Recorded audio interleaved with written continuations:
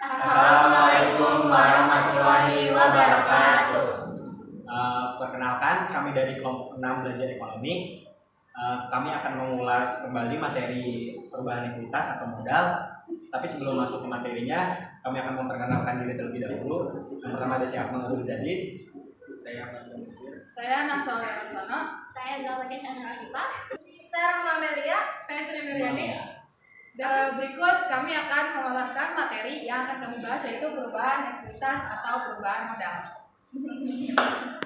Laporan perubahan ekuitas atau modal adalah intisan yang menguraikan perubahan orang pemilik yang terjadi sebagai akibat dari operasi dengan periode akuntansi penyusunan laporan ekuitas atau modal dilakukan setelah laporan laba rugi dan penghasilan komprehensif lain dibuat karena data laba atau rugi akan dimasukkan ke dalam laporan perubahan ekuitas.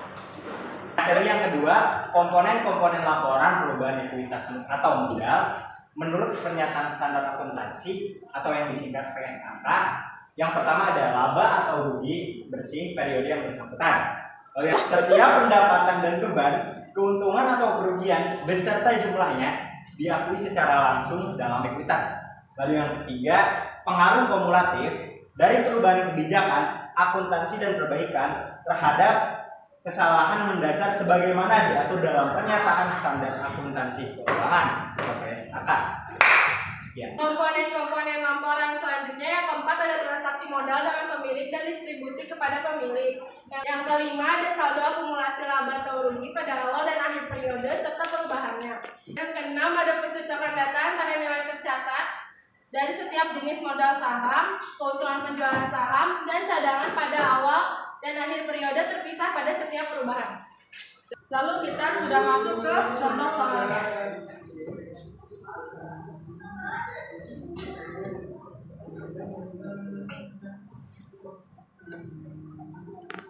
Oke, jadi di sini ada PT Simpang Kamen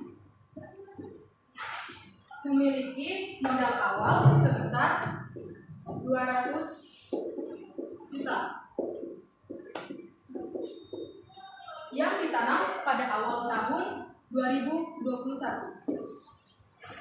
Sepanjang tahun tersebut terjadi penarikan modal untuk keperluan pribadi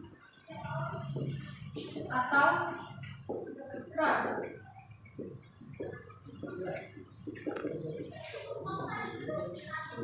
Nah, keperluan pribadi atau PRA senilai 30 juta.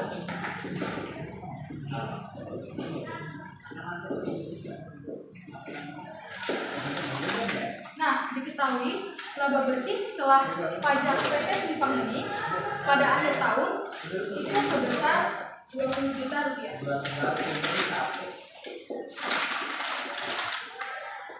Nah, jawabannya akan dipaparkan oleh anggota selanjutnya.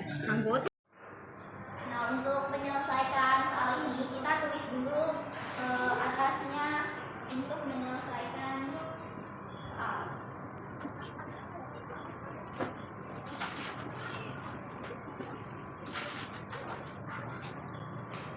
Nah, karena ini hasil akhirnya itu adalah tahun 2021, maka kita tulis di sini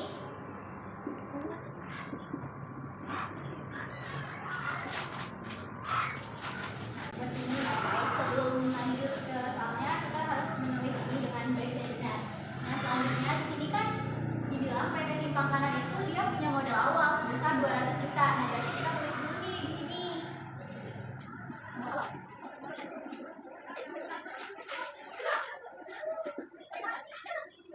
Selanjutnya, PT Simpang Jaya pada akhir tahun itu mendapatkan laba bersih sebesar 20 juta.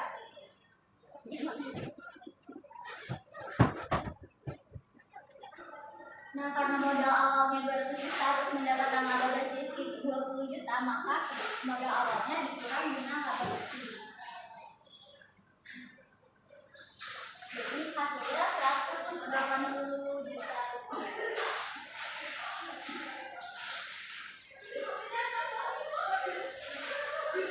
Kemudian setelah hasil pengurangan ini mendapat hasil yang kemudian dikurangi dengan besar nilai keuangan pribadi ini atau apa?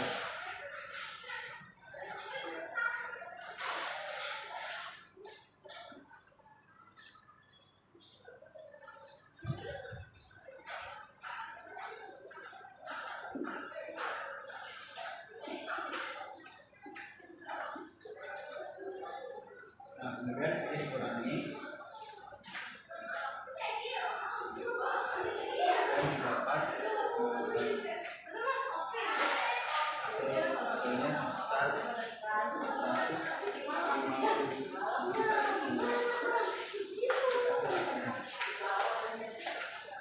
Nah, jadi ini subtract berarti pengurangan. Ketika ada pengurangan, jangan lupa ditambahkan tanda kurung ya. Nah, jadi hasil akhir, modal akhir PT Simpang Kanan pada akhir tahun 2021 adalah 150 juta rupiah. Sekian pemaparan materi dari kelompok kami yang membahas tentang perubahan ekuitas atau modal. Sampai jumpa di lain waktu. Assalamualaikum.